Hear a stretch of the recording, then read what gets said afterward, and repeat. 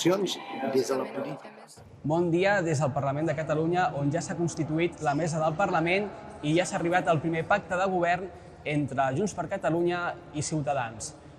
Un acord que substitueix l'acord que va arribar precisament Junts per Catalunya amb Esquerra Republicana i la CUP, per acabar trencant a última hora aquest acord i substituir per l'acord que va arribar amb la formació taronja.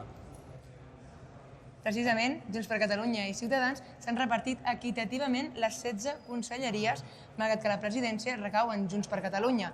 Les conselleries més destacables per Ciutadans són Afers Exteriors, Presidència i Justícia. Per altra banda, Junts per Catalunya destaca per Hisenda, Interior i Política Territorial i Habitatge.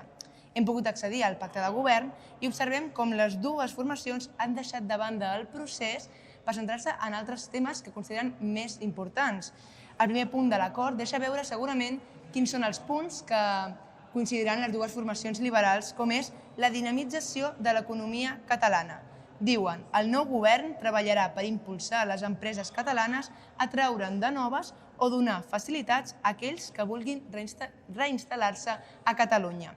El que sí que s'ha posat d'acord les dues formacions liberals és en seguretat i política interior, on segurament trobarem polèmiques per haver-se referit a immigrants o refugiats i relacionar-los amb la necessitat de protecció de la ciutadania. L'escola catalana, per exemple, és un tema que